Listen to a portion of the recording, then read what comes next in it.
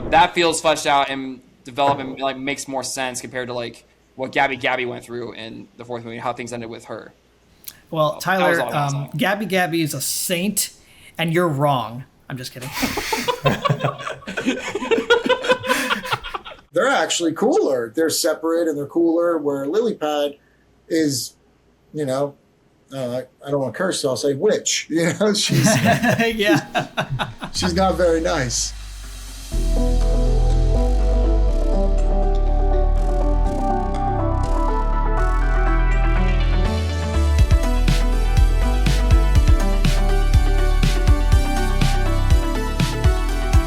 Hey everybody, welcome back to Starship Cinema. This is the podcast where we review movies, discuss their cultural impact, the art of cinema, and everything in between. I'm your host, Vince Salerno, and welcome to our Toy Story 5 extended spoiler discussion. I'm joined by a motley crew of filmmakers and Toy Story fans alike.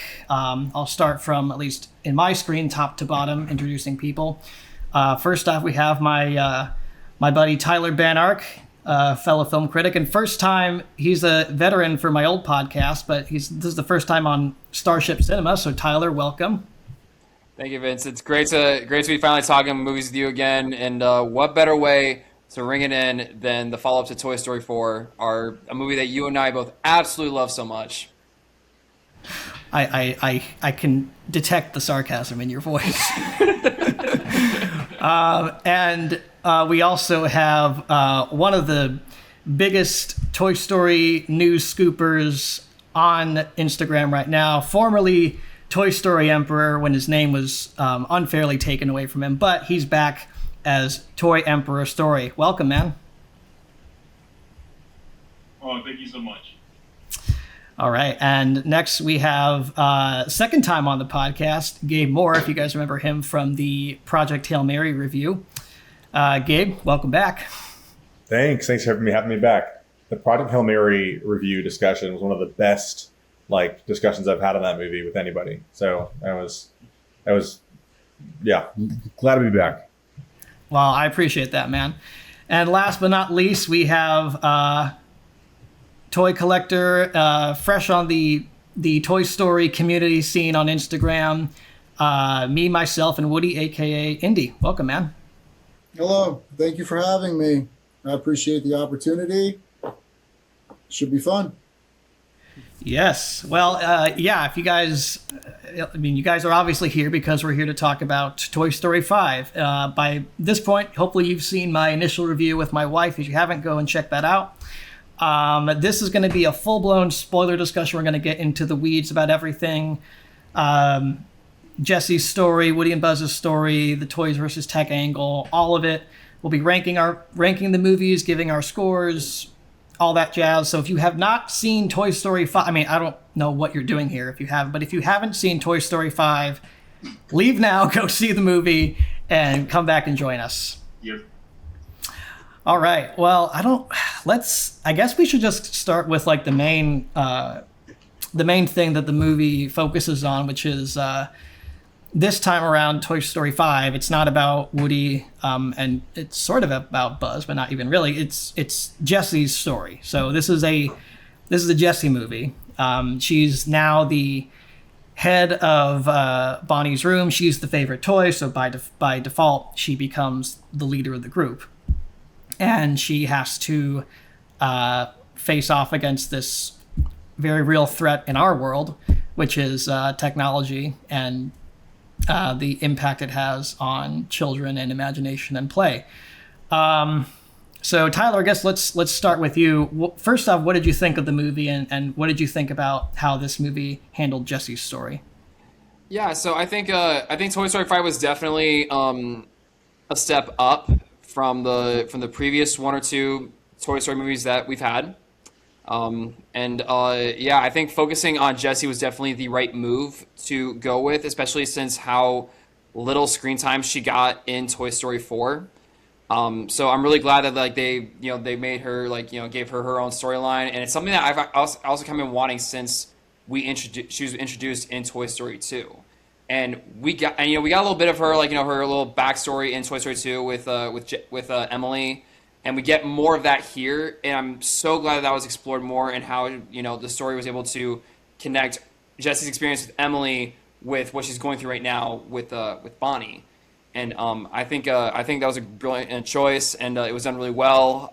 Joan Cusack, I think this is probably her best round of playing Jessie in the whole franchise. I think, but like just like her performance wise, and so that's what our initial thoughts about Jessie's side of the story. So Yeah, I agree. Joan Cusack, I mean, she kind of has never really been a prominent figure in like the marketing or anything, because like this is, I mean, I understand it because it's about Woody and Buzz, and so Tom Hanks and Tim Allen, they're real friends in real life, so it really is endearing.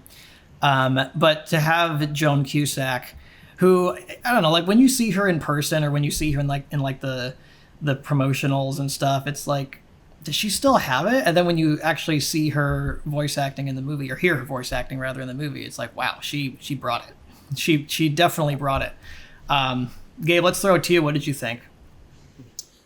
Yeah, I'll never say no to a Toy Story movie. I love these characters. I love the franchise. I love the brand. It's always, I had so much fun watching the movie. And then, well, to answer your direct question about Jessie, right? Yeah, I wasn't like hankering for like a Jessie storyline. And I wasn't like, I wasn't really interested in like, what she, like for her to close the loop on Emily. So it was kind of indifferent to it. But what Tyler said about like, this is Joan Cusack's best round as Jessie, I think I would disagree, because I think her best round is in Toy Story 2 as like the emotional backbone of like of Jessie and her backstory. And I think that's why this iteration of Jessie like didn't really impact me that much, because it just felt like repeating the emotional arc of number 2. They may have like closed the loop, but it didn't feel like I learned anything new. So yeah, that's what I have to say about Jessie. Sure. Yeah, I think if you're talking about like the reveal at the tire swing hill, I'm acting like we're dancing around spoilers. When you find out that Emily actually did care about Jessie's role in her life was so important to Emily that she named her daughter after her. And like, I'll be honest, like I agree with you, Gabe, a little bit. Mm-hmm. Like in the moment in the theater, and I've seen this movie twice now, it really doesn't hit as emotionally as say like when Woody is wrestling with whether to leave the gang and be with Bo or not. Mm-hmm. Like that, like I was a puddle. And this, it doesn't really. It's a sweet moment, but it doesn't have me as like a puddle of tears. Tyler, I don't know. Like, did you feel differently, or did you feel like that exceeded the emotion of Toy Story 2, like in the when she loved me sequence, or did you feel like it was like below that? What do you think? Yeah, no, I think I do agree that the when she loved me sequence it's definitely easily one of the best scenes in the entire franchise. And Gabe, I do see where you're coming from with the second one being Joan Cusack's best performance in that. And and to add on to your point, I do see where you're coming from in that, like, you're not really in my opinion at least, Jessie's not really a very likable character until her backstory, you learn her backstory, and then it all makes sense. She's kind of a villain in the second one, yeah. And so, like, I think, and like Vince, to answer your question, I think the fifth one, when that moment, the swing time when she finds out that Emily named her daughter Jessie, like, I will admit I did tear up in that moment, but I didn't feel like it wasn't as emotional as some of the other, strong emotional scenes that we've had, in this series, whether it's, it's the When She Loved Me scene, or when Buzz accepts his fate that he is a toy in the first one, or even the incinerator in Andy's last play from the third one. And it's just, it doesn't hit as hard, but I feel like it still got me a little bit. So. Yeah, it's hard because like the expectations of these films, like you're taken on an emotional journey, and like like you said, Tyler, like all those moments hit harder than this, and it almost, it's sweet because you realize like, oh, Emily. I mean, honestly, it kind of brings up more like continuity issues, I think, but I don't want to get into that. Indy, I don't want to keep you out. What did you think about, first off, the movie in general and Jessie's role in the film? I really like the movie, and I feel like the movie was kind of created for me in a way. And when I say me, I'm talking about the 11-year-old that is now 42. Because the transition that I was 11 years old, but I was just as obsessed with these toys as maybe a 7-year-old would have been up until 11. They were the end of my childhood. I held on to them, and when I let go, I entered teenage years. And back then, there was no toys or nothing. Now you can collect toys and stuff. Didn't happen like that. I don't know how old you guys are, but I'm 42. Woody's return in this movie was for my age group.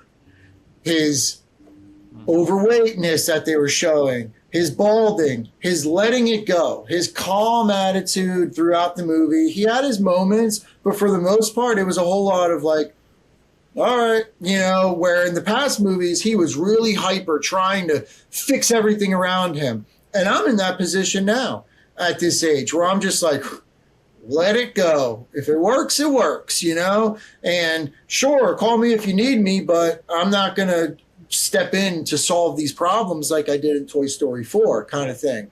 And then the newest problem with the youth, with the iPads, that's the same thing I'm experiencing now with my children. My child literally has the Lilypad case, and it's all day long. So I feel like the movie did come off well for every generation, but a lot of it, just with Woody's vibe, I feel like it was a lot of that energy was being given back to the kids who started with Toy Story, if that makes sense. Because a lot of people my age, they are balding, they do have the belly, they are out of shape, they're overweight, so they kind of are throwing a nod at like, it's okay, it's all right to be this, So that's kind of why I felt it was really good in that sense. Jessie's backstory, I really liked it. Maybe it would have been better if we got what we thought we were going to get, but we've all been predicting this whole time with Andy's mom and everything. But we didn't get that, and I really did like how they played it off. It was like a fast-paced movie. Before you know it, you're like moving from one thing to the next, and because they jammed a lot into it. But I think it's one of those movies that you just have to see a couple of times, and you'll notice more and more with it. So I really enjoyed it. I don't have much to complain about, but then again, I don't see Toy Story as like 1, 2, 3, 4, and 5. I see them as Toy Story. And I think that, maybe some people have bad opinions about like Toy Story 4. That's what I hear. But I just see it as another Toy Story. It's just in line. Maybe it didn't score all the same points as the first 3, but I think that they've successfully continued the legacy without completely bombing it. Most movies would have bombed by 3 or 4. So hanging in there till 5, I think that they're doing a pretty good job still.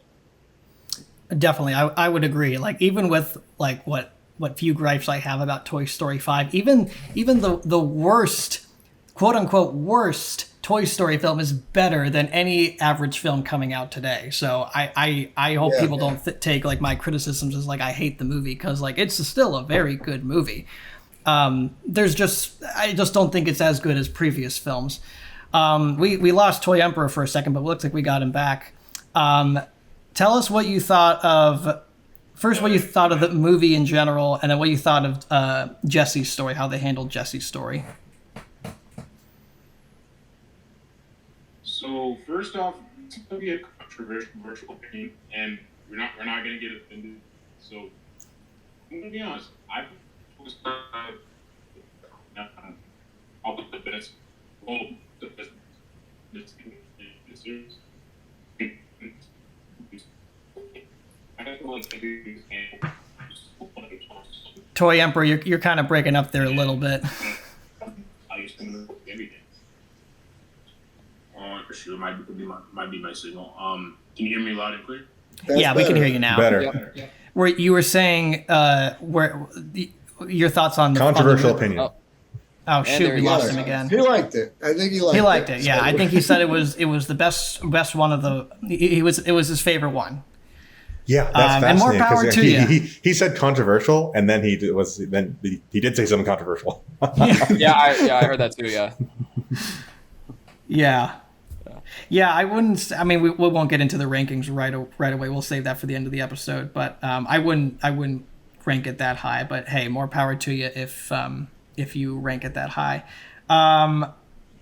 Indy, you said something that was really interesting to me that I've not heard yet about this movie.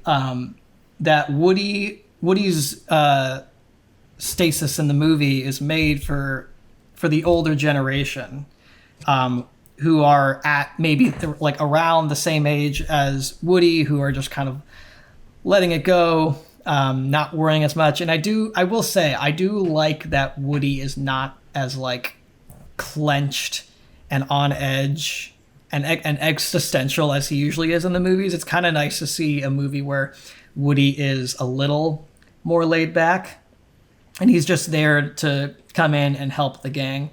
I will say I wish there was more for Woody and Buzz to do, because while I think what they did with them was entertaining, it was fun. I was telling Gabe, we were talking earlier before the movie came out, like Woody and Buzz are my favorite characters. And the one criticism I have for all the Toy Story films after 1 is that we get less and less and less time with Woody and Buzz. And I want to see a whole film with Woody and Buzz together, because like that's why I fell in love is these two together. And to have a whole film where they're there for like 90% of the time was great. But I wish there was just more of an arc or some sort of conflict that they would get into beyond just them like occasionally griping, but then occasionally being friends again throughout the journey. But I appreciate that perspective, Indy, of like Woody bald, because people were like, oh no, it's woke because Woody's bald and he's they're emasculating Woody. It's like, guys, come on, let him relax, let him let loose. Yeah, no, it was, and it's hard to say all the reasons why I could relate with him, but I just did, and I just felt like, wow, the last movie was 1999, and that's like, at the peak of me trying to do it all, trying to create my legacy, trying to open more businesses than I should, and doing everything, trying to find my purpose, blah, blah, blah. All of this, like, really, just like Woody was hanging on in Toy Story 4. That was the whole point of it. It was like he just didn't want to he needed to have a purpose. That's why he took on Forky. And now he's just like, call me if you need me. And then it's just like, all right, well, Jessie needs me, so I'm going to go, But he didn't have to go, He was laid back and chill when he was there. He only really wanted to help out that much because Buzz said, no, I'm the deputy. Then they got into their little griping, which was fun. But there was just so much little things. There's sort of like the lifting of the beer belly because of the stuffing. I'm not a fan of the stuffing or the balding. I don't like any of that, But they played it good in the movie. I thought I was going to be like, what are they doing to him? Why are you ruining him? But then I'm like, you know what? They're doing that because the people that grew up with Woody, they're there. They're there now. So they're letting Woody relate with that crowd. The new generation, they're Lilypad, they're Smarty Pants, the girls are with Jessie, like Bullseye, or even Buzz Lightyear's kind of tech. But Woody's, the kids like him, but Woody is more for the older generation to hang on to, I think. They're giving the newer generation these new toys. Right. Yeah. Anyone want to chime in on that note? I guess the only thing that I could really think of in regards to that is that I did like how there was that when we meet Smarty Pants and the other tech toys that are at Blaze's place. Like, I was not expecting a whole focus on them, because like the movie brings up the point that not all like technological toys nowadays are iPads and tablets and all that stuff. Like, we actually, like, it actually evolves back. If you go back like 20 or so years, a lot of toys, were either like, they were powered by batteries, or like they had to be like, you know, plugged into a wall to be charged, and then you were good to go. But like nothing. Not like, all tech is created equal. Yeah, like nothing like a screen. But like, yeah, and I think I was not expecting that going into it, and the fact they've covered that, it I think really helped a lot, and you know, I appreciate that aspect of it. Especially like someone like, you know, I'm guessing I'm probably the youngest guy here, but yeah, like, I mean, like when I was growing up, you know, I'm pretty sure a lot of the toys that I had were probably, you know, were like Smarty Pants and like all the other toys like him, and so you know, I'm glad that like they were able to bridge that gap between, you know, Buzz, Jessie, and Woody, and like those guys, and Lilypad and all the, you know, iPads and tablets that kids have today. Mm-hmm. Yeah, and with the three, you know, the AA team, they ended up being kind of like in the middle ground. You know what I mean? They were kind of like in between where they belong. Exactly. Yeah. Hey, we're cool with tech because we are tech, but we're also cool with you because we've been abandoned too. Like, so they played a really cool. And there's a lot that they did really successfully in the movie, and you bringing that up is just one of them, I think. Yeah. Yeah, I think that's kind of one of the cool nuances with Jessie, is that like she has this immediate prejudice towards any and all tech toys. And so when she meets Smarty Pants, it's like, you're kind, you know, you guys are what's wrong with the world. Even into like the moment where she gets abandoned by Bonnie, she blames Smarty Pants and Snappy and Atlas right out of the gate. And it's like it's not their fault. It's like she's projecting her insecurities onto somebody because she doesn't know how to handle that. And then unfortunately it results to her just thinking like, no, the problem's actually just me. I'm not a good toy, which is obviously not the case. But that was a cool nuance I was not expecting. I wasn't expecting like racism with toys. Like the tech toys, especially like specifically like the first gen, like you said, Ty, like the first gen, it's like Smarty Pants, Snappy, Atlas, who, yeah, I probably played with toys like that, or my brother probably played with toys like that growing up. Like those toys being somewhere in like a middle classification where they're not exactly, like you said, Indy, they're not exactly toys like Woody and Buzz, but they're not exactly Lilypad per se. Yeah, and they're all doing a specific purpose, which is what I grew up, you know, because I've been through all of it at my age. So then you're like, oh, I've got all of these tech products. Look how great I am. But now it's just like, well, no, I have all of those tech products. Yeah. They're all in here and more. You know, not a potty trainer, but I'm sure there's 40 apps if you want to learn how to potty train on here. Definitely. You know? It's all there. Or you can pull up a YouTube video and just be like, here's how to potty train, and boom, right there. There it is. There you go. Yeah. It is interesting because it's like you got the team, which they're such good friends and they're a team. You know, they need each other. They love each other. And then you've got Lilypad, who's just like, oh, no, I've got this. I'm on my own. I know best. I take care of everything. She's a loner. And then when, you know, you realize like, well, the AA team is having a lot more fun. They're bros. And girl, I think Snappy's a girl, I think. And so it's like, oh, they're actually cooler. They're separate and they're cooler, where Lilypad is, you know, I don't want to curse, so I'll say witch. You know, she's she's not very nice. She's not very nice, at least. And that transition was really cool too, because I didn't expect that to come so fast, but the movie just happened so fast. I'm like, damn, before you know it, all of a sudden she's the good one. She's giving herself away, and that's cool too, you know? Yeah. I like the way that they played a lot of different things. Yeah, I see Tyler's holding his, you got something to say on that? Yeah, so I will say, like, I know, so in compared to the fourth movie with Gabby, like, you know, she, you know, I feel like that movie kind of forced a little bit of a redemption arc on her after she got, you know, not disapproved by Harmony, I think was her name. And they try to rush it. I felt like that movie tried to like rush, try and make like, you know, make the audience feel bad for her, and then they gave her, you know, that girl at the carnival. I feel like in Toy Story 5 with Lilypad, you know, it's different and it doesn't feel as rushed, and it actually feels fleshed out, like her redemption, because like she saw what happened to Bonnie when, like, you know, she tried like, you know, trying to reach out to, you know, get her toys back, and all her friends are like, you still play with these toys? Like, that's weird. And, you know, like she, like, you know, at least Lilypad saw, like, you know, like, okay, maybe I need to step back and then like, you know, tried, and when the whole try, you know, I'm, you know, Bonnie doesn't need me, you know, that feels fleshed out and developed and like makes more sense compared to like what Gabby went through in the fourth movie, how things ended with her. Well, That was Tyler, all I was saying. Gabby is a saint, and you're wrong. I'm just kidding. Yeah, as long as Totally we're joking. Talking about the transition from Lilypad from like villain to kind of like misunderstood character, I do have some thoughts on that. Yeah, go for it. I've thought about it from like I'm not sure if it works, so I kind of want to like, you know, talk my thoughts out right here. Sure, Okay. let's do it. I've thought about it from like a character standpoint, from a character in a movie, from the actual like practical real world scenario that this is an iPad. From a character standpoint, you know, the character thinks that she is has Bonnie's best interest at heart, and so she's trying to do that, and she thinks that all the other toys are inhibiting that. So when she realizes that she's actually hurting Bonnie, that's when she has a change of heart. So from a character standpoint, it is like, it's kind of believable. She's a misunderstood character. She is like kind of like a false villain.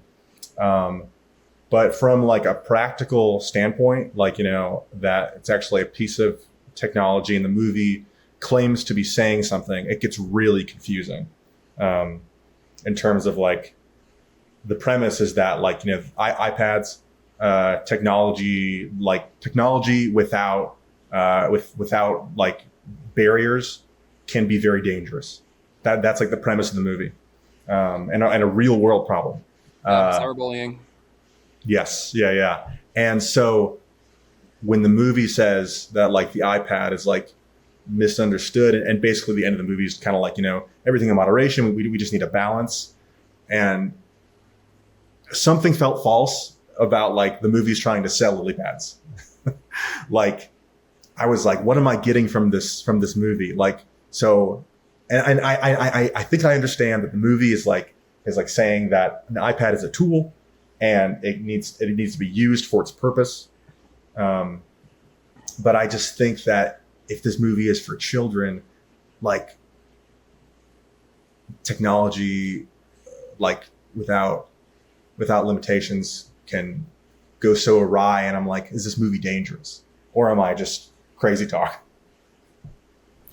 Well, speaking of selling lily pads, I have to tell you all right now that you can get your Belkin lily pad case for $50. I'm just kidding.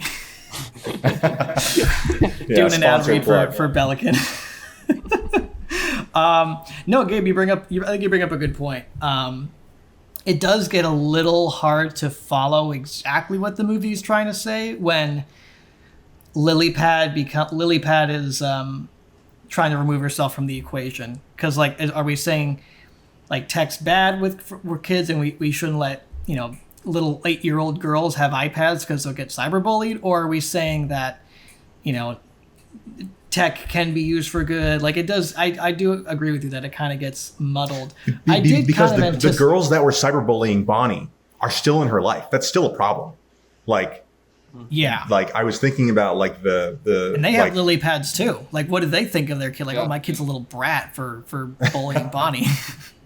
I'm gonna run away. I just think that Bonnie's story like isn't over and it's not all like solved. And I'm like, she's like, you know, this thing is bad. Yeah, I think the movie, it's a little confusing because the movie doesn't necessarily solve the problem. It's a kind of like, I'm sure maybe most of you guys haven't seen this movie, but I'm gonna reference it anyways. It's kind of like The Devil Wears Prada 2. Kate and I reviewed that a couple months ago, and that movie deals with like modern changes in business and commerce versus art, stuff like that, and the compartmentalization of companies, which is a real problem, and even AI. They touch on AI a little bit, and the movie's theme, or the movie's solution to that problem, that real world problem, is to, at least what I got out of it, is survive. Just survive. Fight for that which is good, true, and beautiful. Fight for art. Fight for the old way of doing things, because it may not be efficient, but it still produces good things in the world, and we need good things. And Toy Story 5, I think, kind of does the same thing. Like, we can't necessarily solve the problem of, like, hey, kids are on iPads and they're not playing with toys. Like, you can't really solve that overnight, even with like a movie. But like, what you can do is be, it's like Michael Jackson says, start with the man in the mirror, and be that change you want to be. Step out of your comfort zone, make a friend, make a real connection, and in this movie, the real connection is made through Blaze and Bonnie's shared experiences with Jessie, playing with Jessie.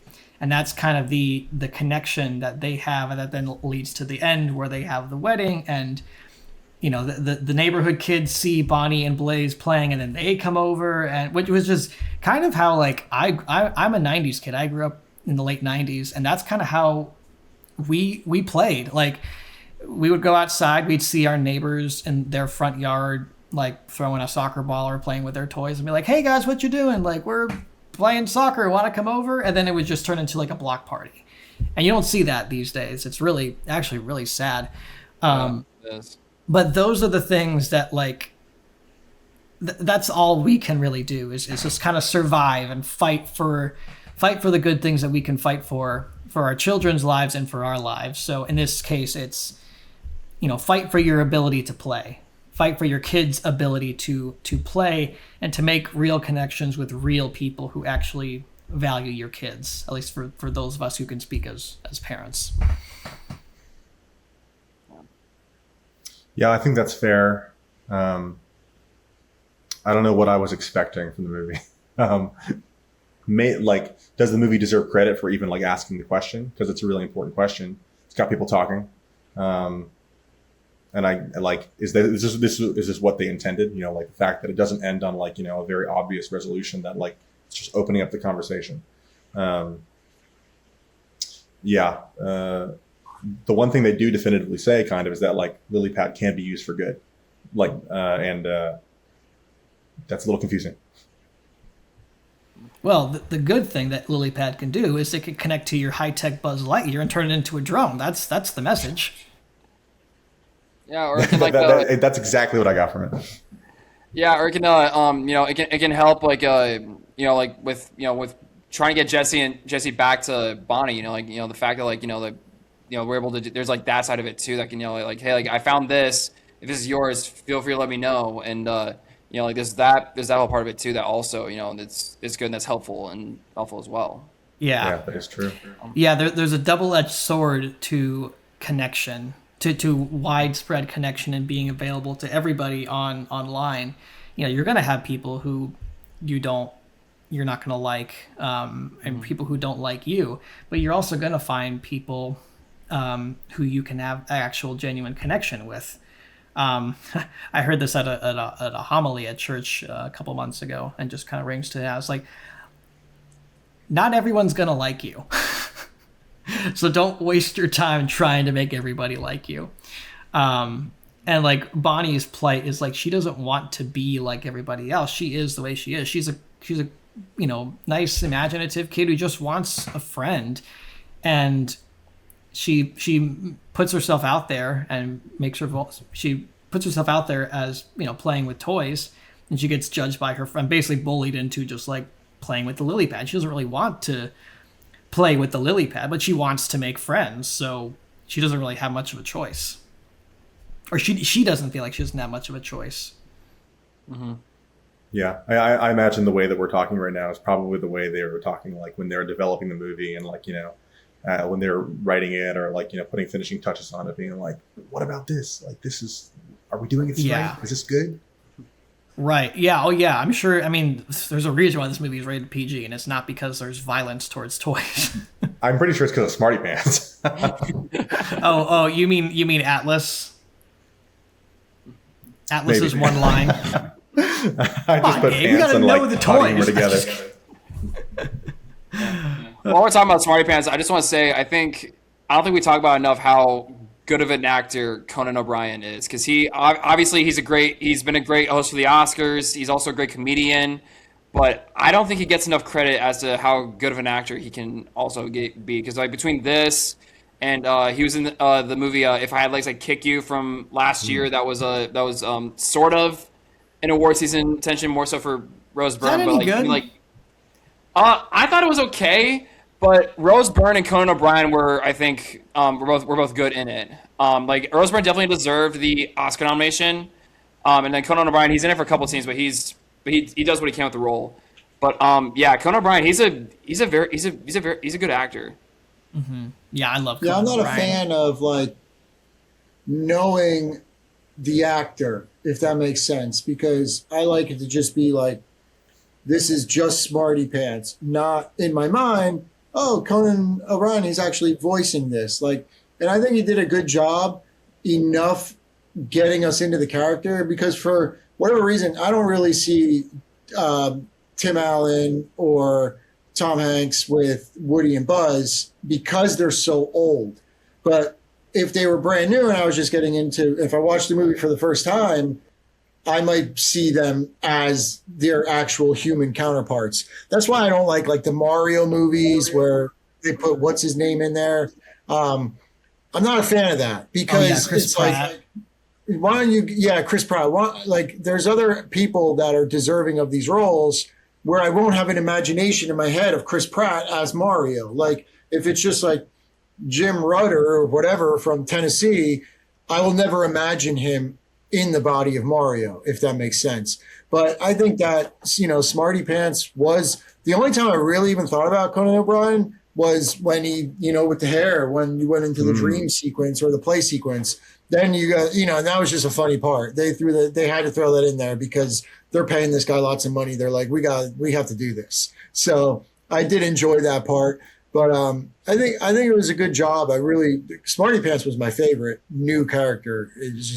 He was just amazing. I think he was just funny nonstop with his really just lovable in like almost like a puppy dog kind of way, like a little too much, but okay, whoa, I'll back down. But can we do this? Like it was just nonstop of like, man, is he annoying or is he lovable? I don't know. Like, it's good though. I liked him as far as the new. And then you got the rest of the double A team, and it's like, wow, they're like a perfect trio. They all complement each other, and that's where it comes into like, it's really hard because I see all the modern movies now with my kids, and they're always playing in the background stuff. And man, they just can't pull it off that much anymore. They either try too hard, they barely try at all, they just don't pull it off. There's always problems and flaws, but somehow Toy Story does still seem to give us the core elements that are required to make a good movie.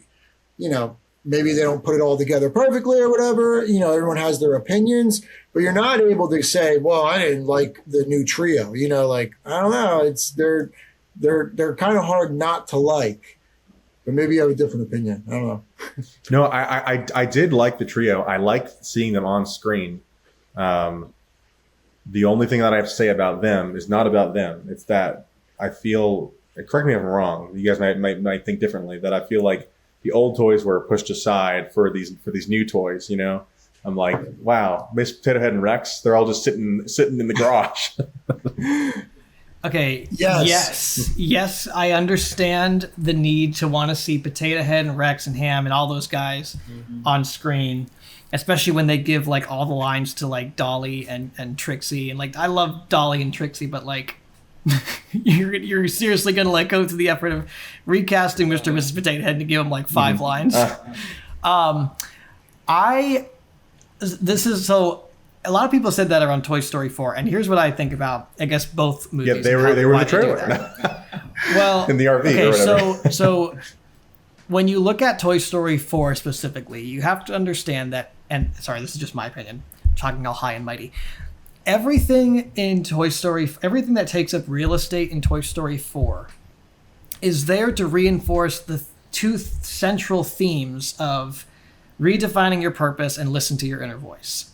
That's why Buzz is the way he is in the movie, even though I know, Gabe, you're not a fan of it, and Tyler, you might not be a fan of it, but I think what Buzz does in Toy Story 4 is fine. It's why Ducky and Bunny, and Duke Boom, and Bo, and Gabby Gabby are so prominent in the film, is because they all reinforce this theme of, like, they all have this idea of what their lives should be, and by the end of the film, they have a totally new perspective on what their purpose is, what their purpose could be. To help others. To help others, yeah. And that's why I adore Toy Story 5 or 4. Not as much Toy Story 5, but Toy Story 5, everything that takes up real estate in the movie is all about reinforcing this idea of toys versus tech, and also the idea that like not all tech is created equal, because like Snappy and Smarty Pants and Atlas are hanging around Jessie because they're all trying to get to the room, and Jessie just doesn't want anything to do with them. Once she realizes that she can help Bonnie by helping them, then they all put their differences aside and they decide, okay, this is mutually beneficial for all of us. We want our kid to make a friend because our kid is lonely, so let's help each other out. So I do understand people's need and want to have the classic characters back on screen, especially when they went to the effort of recasting Mr. Potato Head, Mrs. Potato Head. But I don't know. I try to look at these just like as like the story, the theme that's central. Like, what are they trying to tell us as far as the themes in the story? And if anything doesn't reinforce that, then I think that makes it a flawed film. I for a while thought the high-tech buzzes didn't help with that, but then I saw it a second time and I thought, you know what? One, this is just such a fun riff on the Buzz Lightyear delusion thing that was started in the first movie, and two, it does kind of become this little Deus Ex Machina thing at the end, but it's done so well. It's done in such a clever, creative, fun way that you really can't argue against it. I think it also goes back into what I originally said, how I don't see them as individual movies, even though they clearly are. I see them as one. And having them step back, whether it's into the RV or into the box in the garage, and just have a couple of lines here and there, it's not necessarily saying that they're out of it. We just pushed them to the side. It just wasn't your time during this long movie that stretched out. Because if it was, because Rex's personality will always be his personality, Ham's personality, and the only way to give us a variety on them besides the same old jokes, which are going to be very similar in the same, would be to give them all a mind-altering experience where all of them, oh, now Rex isn't afraid anymore. Well, that's going to take a whole movie in order for that to happen. So it's almost like in order to get that variety, you do kind of have to push these characters back or completely change them, because you can't just have the same exact character jumping from one movie to the next in the same way. I mean, everybody loves them, but how much back talk can you take from Mr. Potato Head when it's just cocky lines is all that he's capable of doing, or Rex being afraid, So I feel like them taking a step back on these last two movies, because how I see them is just one long movie, I've accepted a little bit more, where other people like yourselves maybe might be seeing it as, well, every time I go into one of these movies, I expect these things to happen. I want all of my favorite characters to have their roles. But I'm not seeing it like that. I'm seeing it as, oh, I'd love to watch a marathon 1 through 5. And then you wouldn't even really notice that they've gotten pushed into the garage at that point, because you really got your fill of them in 2 and 1 and 3, Yeah. Gabe, did you want to follow up on that? Yeah, I like that perspective. I think that I don't share that perspective, but I mean, that's just not how I look at the Toy Story movies. Yeah. Well, you're wrong. How would you say you do look at it? No. Yeah. We're going to curse now. Gosh. I'll get the bleeper ready. Yeah. No, I think that's fine. I don't really have a rebuttal or anything. I guess I just miss them, It's like the thing that you love about Toy Story is the characters, and you just wanted to see them. And so you're in the theater, and then when you don't get as much screen time as you would have liked of all your characters, there's a letdown. So yeah, that's where I'm coming from. Yeah, I don't think that's an invalid point, for sure. Like, part of me wants them to kind of do what they did with Toy Story 2, where it's the gang going to rescue Woody. And I kind of thought, like before we got an official trailer, I thought, oh, maybe they'll do, if Woody comes back, maybe he'll take, Buzz, Rex, Ham, Slinky, Potato Head, and Forky, and they'll all go on a journey to find Jessie and Bullseye. Obviously that didn't happen, but I don't think you're wrong in wanting that, and I do hope that maybe in another movie they figure out a way to make it work. But when the movie is trying to tackle its themes well, and it introduces new characters to not I mean, yes, to sell toys, but also to like reinforce the themes of the film. Me personally, at least, I can't argue with that as much as I want to have my fill of like seeing Rex have more than like 10 minutes of screen time. And we have to face the facts. When it comes down to it, there's certain requirements that are required by like, you know, any movie in history. You have to bring in new cast members, and we may not agree with them, or we may not like this movie did it or this movie did it. Some movies do it a lot better than others, but you can't just keep rolling on the same cast and relying on that to work every time, because you are changing generations too. You're talking to, we're a couple of older guys no matter what. Well, maybe the young kids don't want to hear Mr. Potato Head, you know, like maybe, you know, they sat them all down, they watched, and the little kids don't like Potato Head and Slinky Dog and stuff, you know, but they got a great chuckle out of the 3 new ones. So it does come down to like, sometimes we don't get what we want, and it's all about the dollars and the vast, how many more people can we please? Because every one of us here saw the movie no matter what. And even if we really didn't want to see it, we were still going to see it. But can you get the whole new crowd to see it is the question. And unless you give the new crowd something that they want, you're going to lose all this money. I mean, look at how much money did they make so far? They've made $500 million or something, I think. Yeah, I think $500 million for sure. Are you saying the old audience is being pushed aside for the new audience?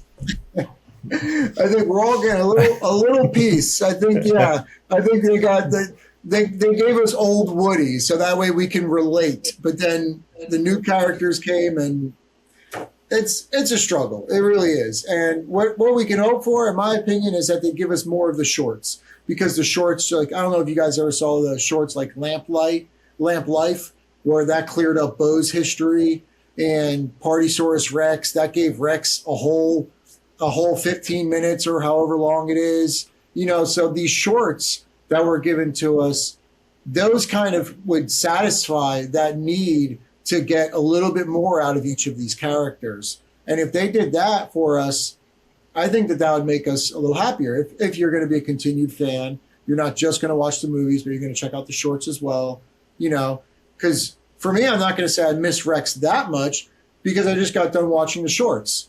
And Partysaurus Rex, he has his own 15-minute short where you really get your fill of him. So it's fun.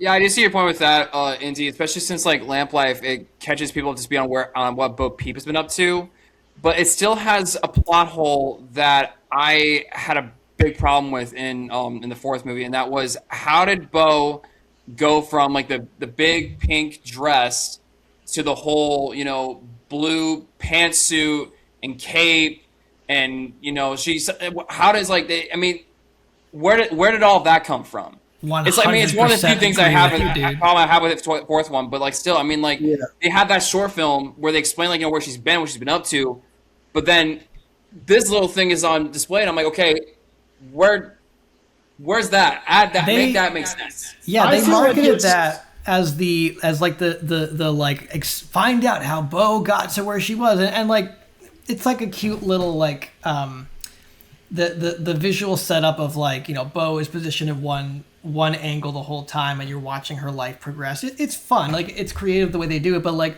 that was marketed as the explanation for how she got to where she was. And I agree with you, Tyler. I was waiting for like, where'd she get the dress? How'd she meet Duke Kaboom? How'd she meet Gabby?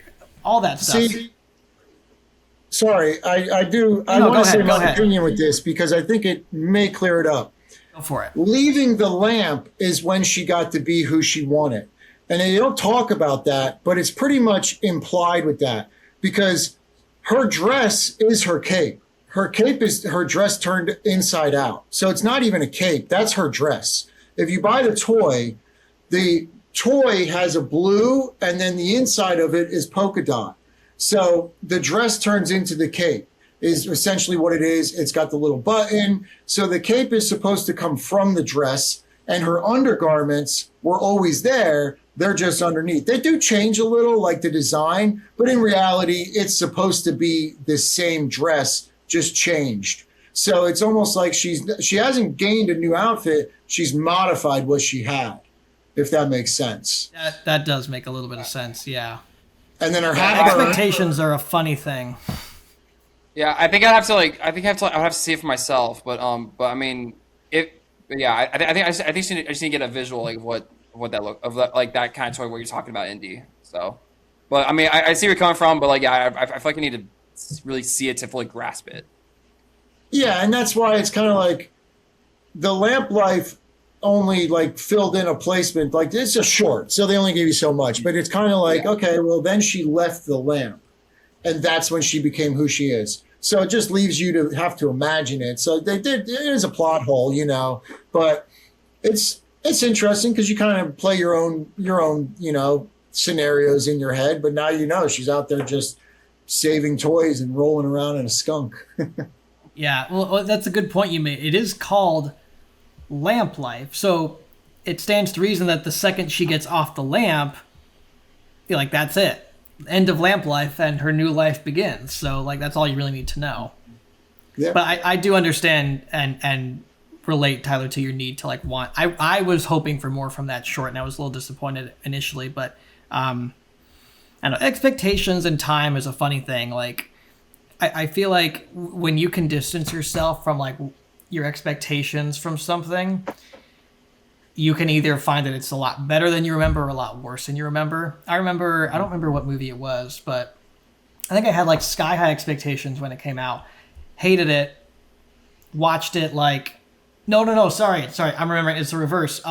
When Force Awakens came out, Star Wars, I thought it was the greatest movie of all time. 5 out of 5, 10 out of 10, perfect Star Wars movie. And then 10 years later, I sit down and watch it after it's ruminated, and I realize this is fun. Not particularly good movie, maybe, but this is fun, you know? So it's funny how time and expectations work in that way. Yeah. I did want to bring it back to, and really quick before I make this point, $585 million worldwide so far is what they've made. So they made over $500 million in 2 weeks. So clearly this is going to clear $1 billion easily, and possibly be. I'm predicting it's going to beat out Zootopia 2 as the highest grossing animated movie of all time. That'd be a cool honor. Wait, Vince, have you never heard of Neja 2? Oh, I'm sorry. You're right, Tyler. You're absolutely right. It's like it's a movie from China, right? Yeah, it was a Chinese movie that came out last year. It was animated, and it became the first and so far only animated film to make $2 billion at the box office. And it was a big hit in China, and then a couple months later it came over to the U.S. And so like I mean, it really came out of nowhere. It was no worse than Buzzworth because China didn't want to, touch award season. But yeah, it was it was overhyped. I sort of saw the appeal, but I mean, you're not missing anything much if you don't see it. I never even heard of it. That's crazy. I think I can picture it now that you talk about it. Did A24 distribute the U.S. release? Yeah, A24 distributed it in the U.S. Yep. Yeah. And it was like an English dub version. Hmm. Mm-hmm. And this is why we have Tyler here, because he knows these things and I don't. I did want to circle back to Woody and Buzz, and really dial in on Buzz, I guess, because I liked what they did with him in this movie. It's not perfect. There are some things that I kind of rolled my eyes at they did with him, but overall, I actually liked a lot that he was like pursuing something in this movie. Like he wasn't just like following Woody around. He wasn't trying to rescue Woody. He was like pursuing something that he wanted. Like he wanted to marry Jessie, and he was trying to work up the courage to ask his beloved to marry him. And as someone who's been married for almost 4 years now, like I can relate to that, the nerves of that, and it was a nice. It wasn't like perfect what they did with Buzz, but it's something. They gave him something to do, and I think it appeased a lot of fans of Jessie and Buzz's relationship. A lot of people in the Toy Story community are big fans of that relationship, and to see that progress in the way that they had Woody and Bo's relationship progress in Toy Story 4 was nice to see. And even like the scene where like Buzz asks Woody to be his best man, like that was nice. That warmed my heart. Yeah. They did. They have told us the idea of like Buzz and Jessie being a thing, especially ever since the ending of the second one. And I'm really glad they actually fleshed it out and like breathe some life into it. So I did really like that about the fifth one, about Toy Story 5. It's funny to think that they've been dating for like what 10, 15 years. Something like that. Well, yeah. I guess the movies don't take place in the third one where they started dating. Yeah, I think that's when they started. Yeah, I think so. All I know is that like their whole relationship kind of began when Jessie did something at the end of the second one, and Buzz's reaction to it is just his wings popping open. And so is that when it starts? Obviously, he has a crush like on that. I think the main romance began when she found out that he had Spanish mode, because his romantic side came out unintentionally. Yeah. And he actually was able to express himself in a way that she really fell for him, even though that kind of wasn't him. I mean, it was, which is weird how he can switch modes, but he's a different person then. So there's different rules. They do have a few different rules in these movies. It's Spanish Buzz rules. I will. If anyone says otherwise, you're wrong. Yes. It's funny how in 3, Buzz, he's very like bashful about his feelings towards Jessie. He doesn't really know how to like say how he feels. I think because he's just like this macho space ranger guy. But when he's in Spanish mode, like he's confident and he takes what he wants, and he wants Jessie, he takes her, and it's funny that like that's what like turns Jessie on, and then like bridges the gap for them to, I guess, be a thing by the end of Toy Story 3.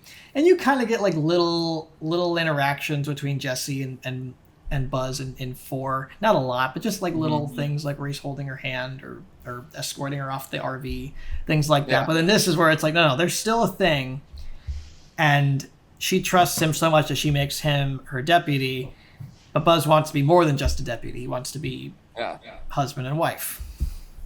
Gabe, what did you think? We've talked about Buzz's inclusion in this film, and I don't want to speak for you, so go ahead. In Toy Story 5, this iteration of Buzz, I did not like.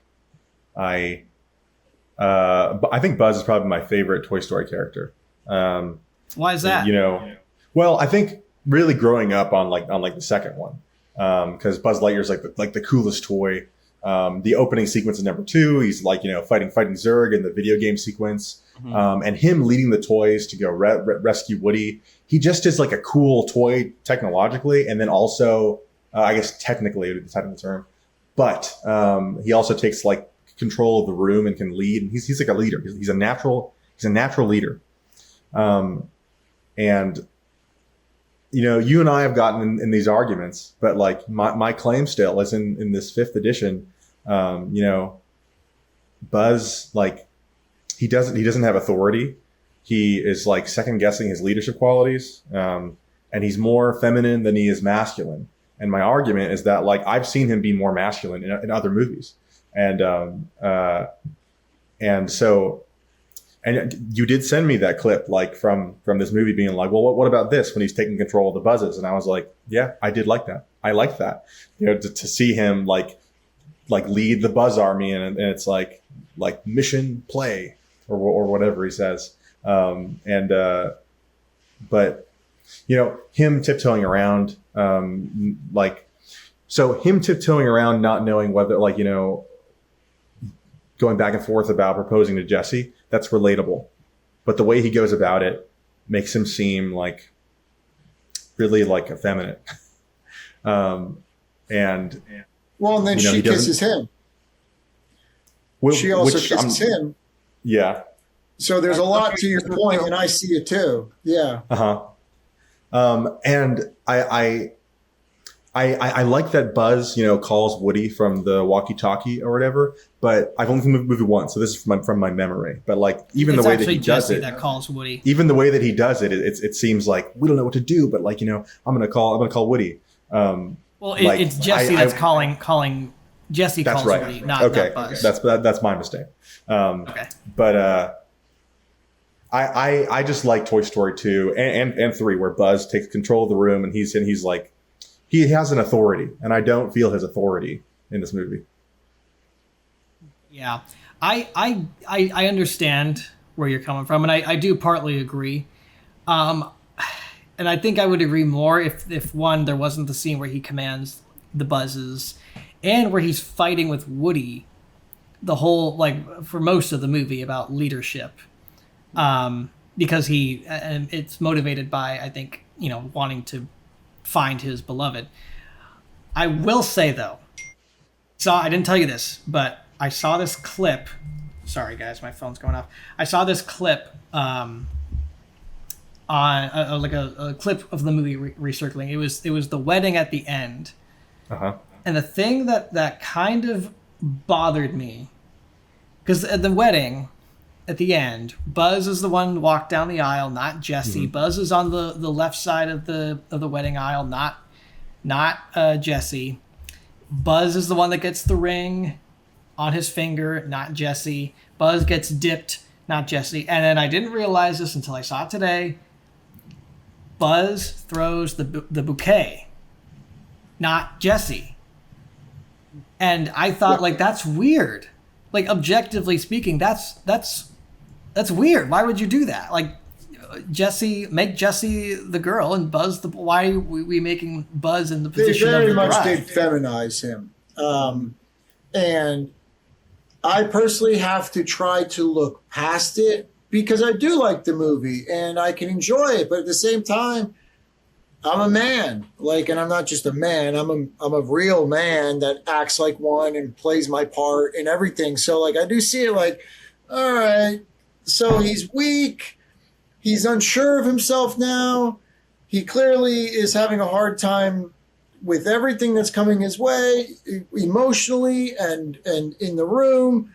And then he can't build up the courage, which is fine. I mean, if you want to have it where he can't build up the courage to ask a serious question, okay. But then you flip him and you've taken him completely to being the feminine one. And Jessie is manly in a way, and that's cool because we can accept that Jessie's tough and a cowgirl and everything, but at the same time, did we have to take Buzz down a notch? Because we kind of did that. We kind of put Jessie all the way up here, and then we said, well, if Jessie's up there, then Buzz has to be here, right? No, it could have been funny. We can laugh at a few. We're men. Okay, yeah, men are stupid sometimes. Okay. But then you just kept notching him down, and then he's in a kilt. And a kilt, it's, even though that's a lot of religions, and I don't really care about a kilt, but now he's being walked down the aisle. He's in a kilt, which was one step above putting him into a dress. So, yeah, I definitely agree with you on what they did to Buzz was kind of like, oh, man, when does it end?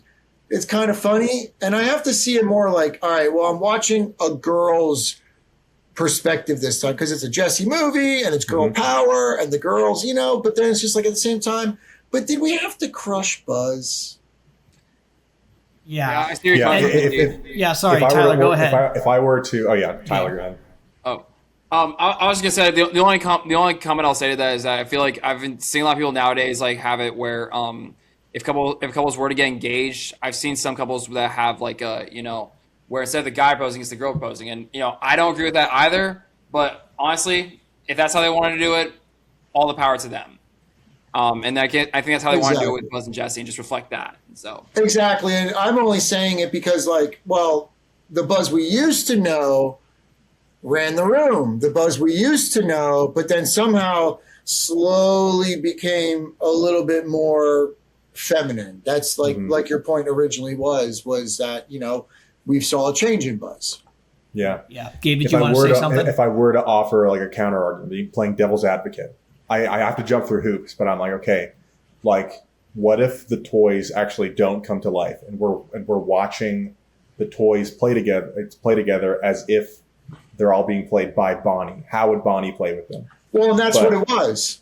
At least in those sequences where it's like the style. Yeah, the wedding scene was absolutely their imagination. It was not. So that's where, you know what, now that you mention it, okay, that's where I got past it. That's where, until he was him, like later on he had some moments. But the wedding, I gave a full pass to, because you literally got two girls creating their own scenario. Mm-hmm. So they can have fun with that. So it really wasn't Buzz doing any of it.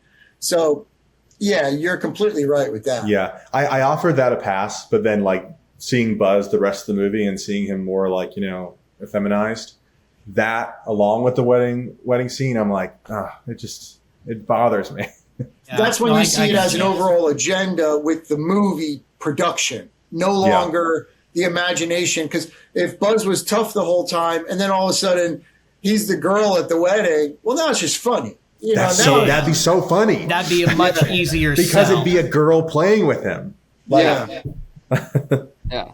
I think, Gabe, I think I'm a little more open to. I agree with you, and I think there are ways in which like you said, Indy, I can move past that. I can ignore that fact and just enjoy the movie for what it is, because it's not like an overt thing where it's like, okay, this is definitely an agenda they're doing against Buzz. And there is kind of, like we're talking about, like, you know, playing devil's advocate, there is technically a line where Woody and Buzz asks Woody to be his best man, but Buzz says to Woody, I know it's just a pretend ceremony, and Bonnie's the one that decides these things, but if it were up to me, you'd be my best man.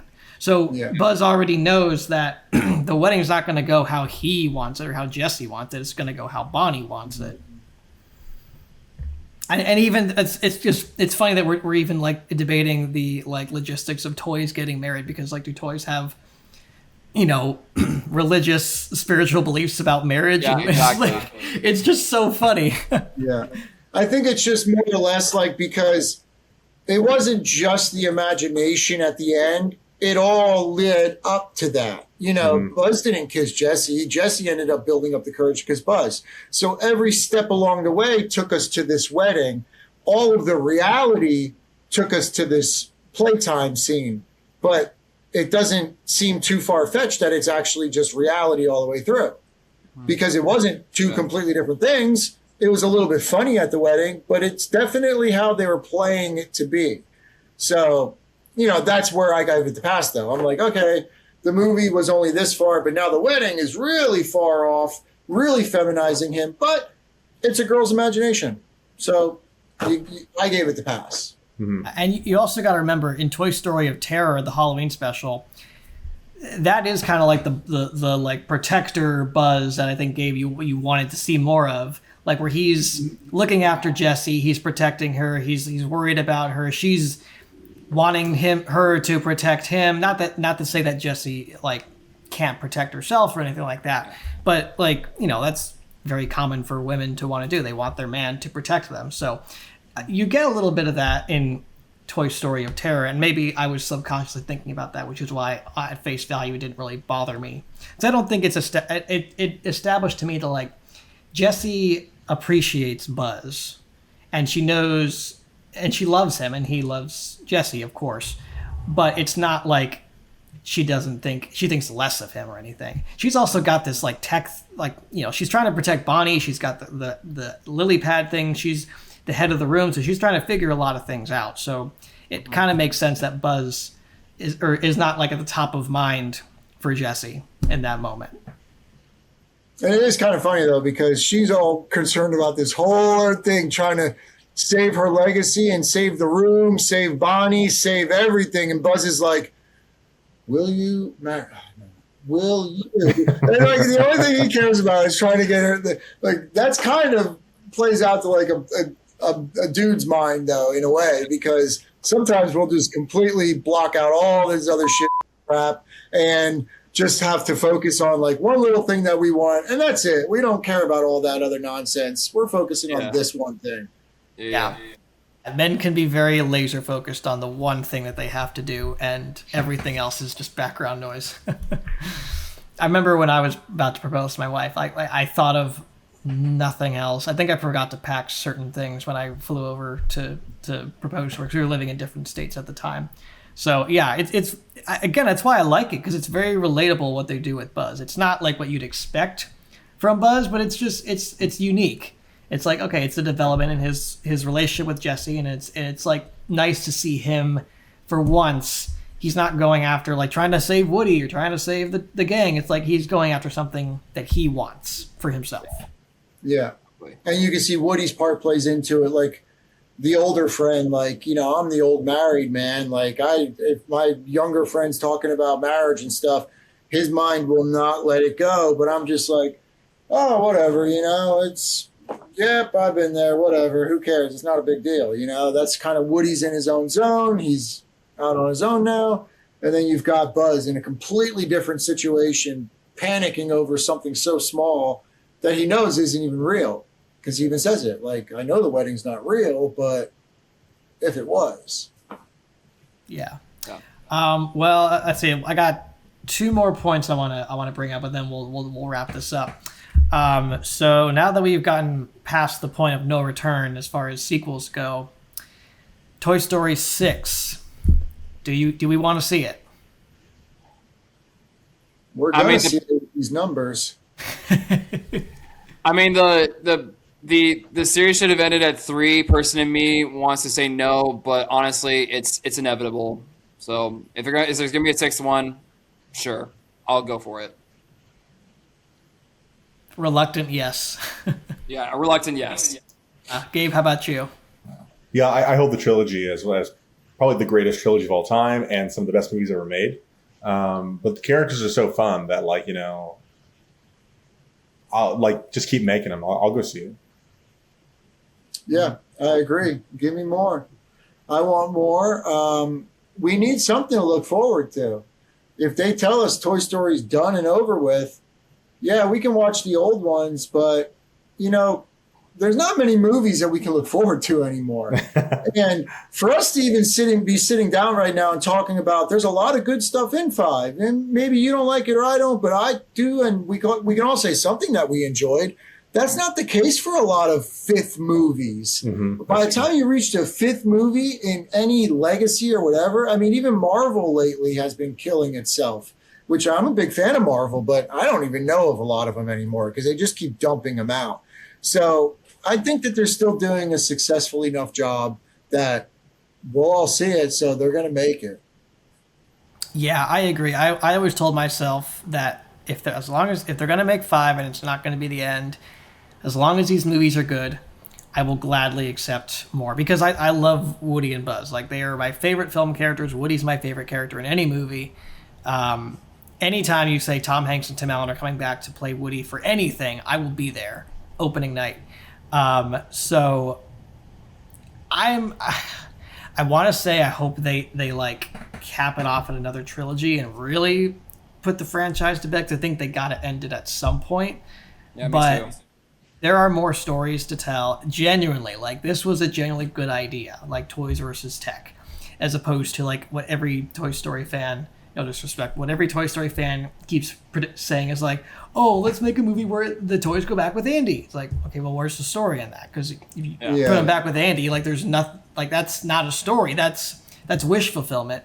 So yeah, exactly. As long as there's a good story to tell, and as long as Tom Hanks and Tim Allen are alive to do it, I say make Toy Story 6 and Toy Story 7. I don't care. I will happily watch them. And as long as they're good, too. Now, do Woody and Buzz have to be in a Toy Story movie? Yes. I think the next one, if there's another one, absolutely. If they go farther, we might be able to accept they're not around anymore. But if there's a 6th, which we already know there's going, you don't make $500 million in a weekend and call it quits. You funnel more into production. You just do that. So we know they're coming back. Yeah. But I think the 6 movies, whatever that's called, 6-tuplet or something, that needs them. After that, they're going to have to no matter what.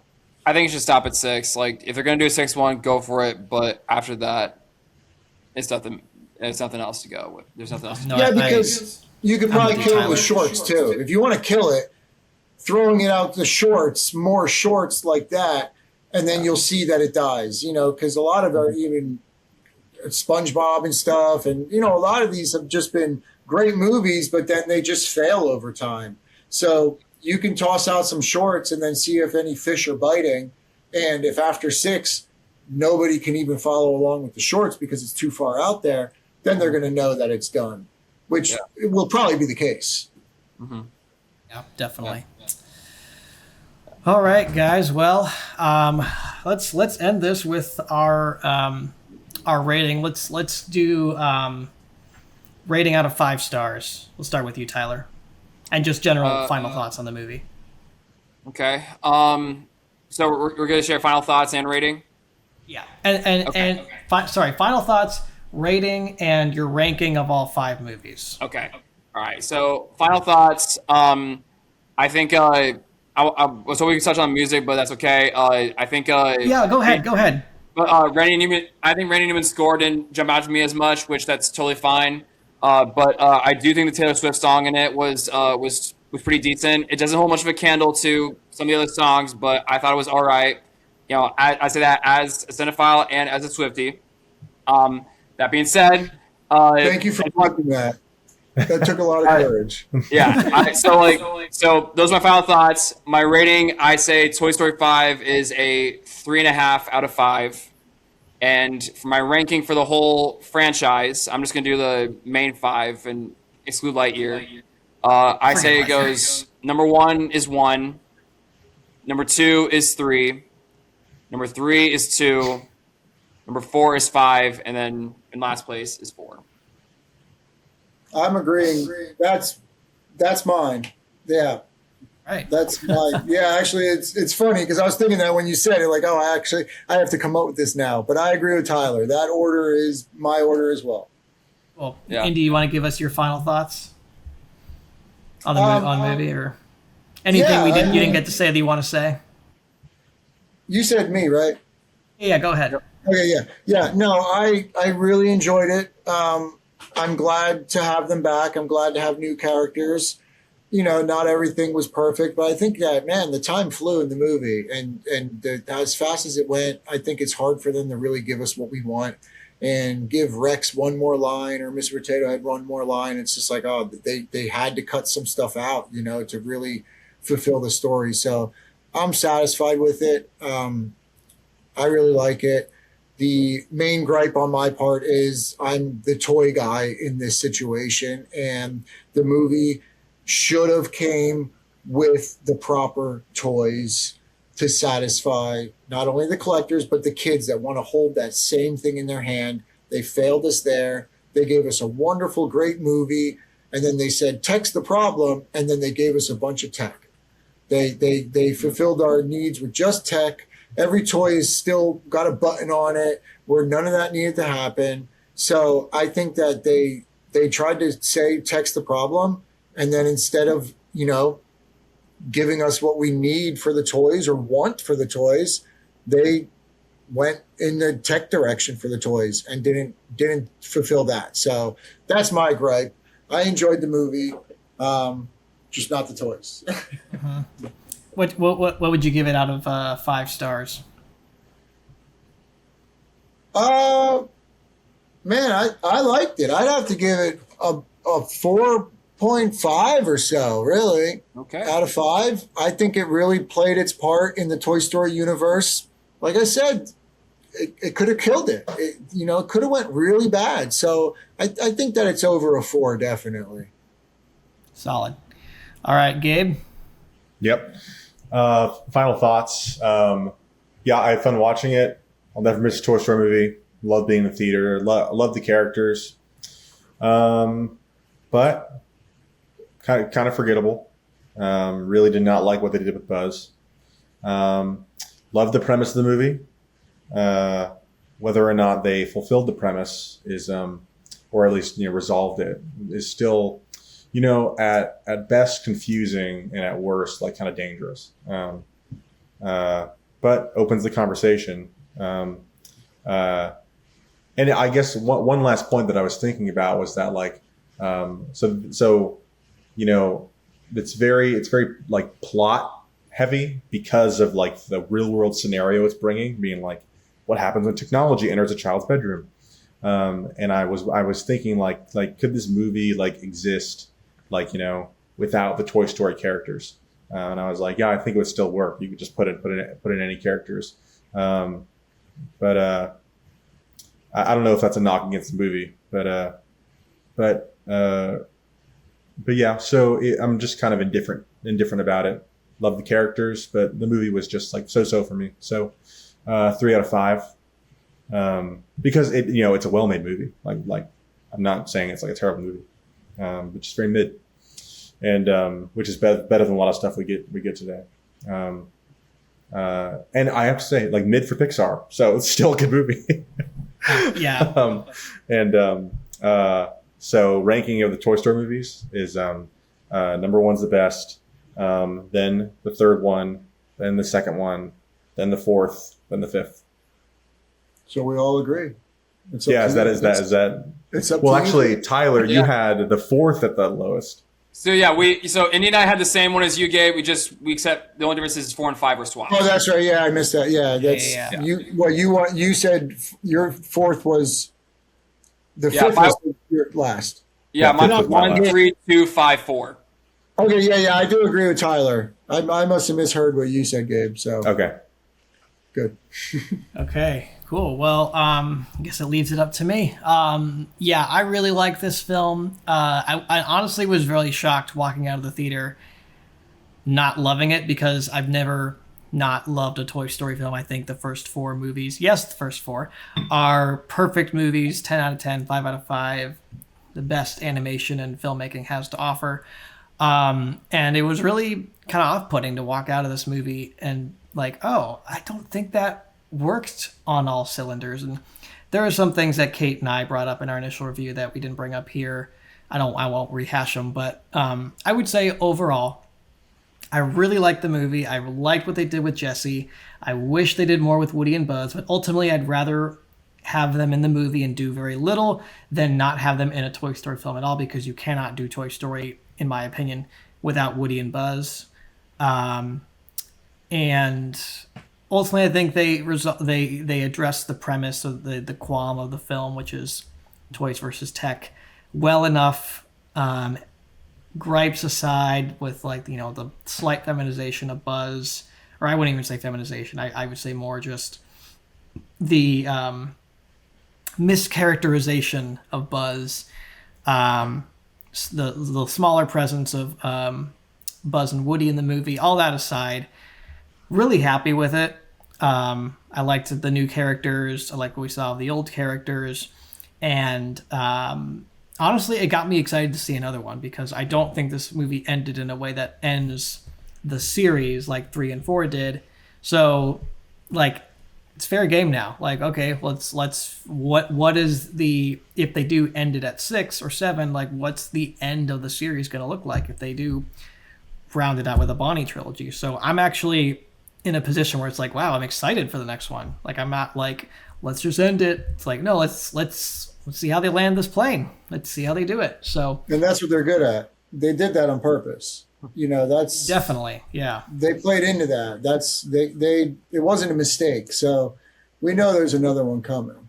Oh, for sure. I mean, they wouldn't have put that comment in the Entertainment Weekly issue if they weren't planning a Toy Story 6, I think.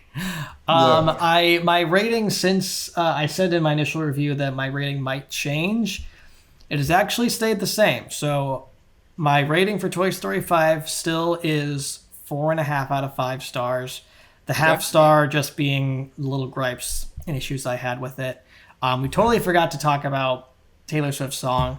Thought it was great. Really liked it. I'm a soft Swiftie. I don't love everything Taylor Swift does. I'm more of a country Taylor Swift guy. So that this kind of harkened back to that version of Taylor Swift. So I really liked it for those reasons. We didn't even talk about the high-tech buzzes. Guys, how fun. Can we give it a brief shout out to the high-tech buzzes? Those were so fun. Yeah, and I'm More having buzz a is lot always of fun fun. doing the new music in my posts. Boom, boom, boom. I can't. Yeah, that was so fun. Yeah, I'm just like blasting out all of my pictures and stuff now that I post the marching music that they have. I think that was a lot of fun. They were fun to watch. I think of all the toys that they did not make in full scale, it is criminal that they have not made a full scale high tech Buzz Lightyear yet. Like, that's insane. And it's sad because we might not get it. It's a possibility we might not, and hopefully I'm staying hopeful, but I don't know. Yeah, I don't have much faith in Mattel right now, but we'll see. We'll see. All right. Well, thank you all for tuning in to this spoiler review for Toy Story 5. I'd like to thank my guests, Tyler, Gabe, and me, myself, and Woody, Indy, for joining us. Unfortunately, Toy Emperor Story, his connection was faulty. We couldn't get him back on, unfortunately. I talked to him off while we were taping. He and I are going to do some sort of Instagram live talking about the film. So be on the lookout for that on the gram if it hasn't come out already by the time this comes out. Thank you guys. This was a great conversation. Really enjoyed having you guys on. Starting with Tyler, if you want to plug anything where people can follow you, go right ahead. Yeah, so you can follow me on Instagram at Tyler Banark Reviews Movies. I'm also on Letterboxd at TY Banark Movies. You can also check out, I write for FromTheFourthRow.com. I've been doing a lot of trailer reviews for that lately, but yeah, feel free to check us out there. And yeah, Vince, thank you so much again for having me on. No problem at all, man. I promise you I'll fulfill that promise of doing that Hoppers review, because I do want to review Hoppers. All right, I'll be there for it. All right, Gabe? You can follow me on Twitter and Instagram at openly_Gabe. Yeah, if you want to follow me, you can. I'm not super active, but give me a follow. Very few but very based takes from Gabe. All right, and then Indy, me, myself, and Woody, where can people find you? Yep. That's it, on Instagram or on TikTok. I'm more active on Instagram. I don't really do much at all on TikTok, but that's it. Me, myself, and Woody. It's just toys. That's my whole thing, is just the Toy Story toys. So if you're interested, follow along. Yeah, he's got the best Toy Story content on Instagram, in my opinion, so give him a follow. Thank you. No problem. And you guys know where to follow us. Subscribe to this channel to check out more episodes of the Starship Cinema podcast. Follow us on Spotify, Apple Podcasts, wherever you listen to podcasts. I'm on Instagram at the official Vince Salerno, and on Twitter at the Big 75. Thank you all for watching. We're going to circle this ship back around, drop off our passengers, and head back into the vast galaxy of cinema. So thanks for watching. Have a great day, everybody, or a great night. God bless, and peace out.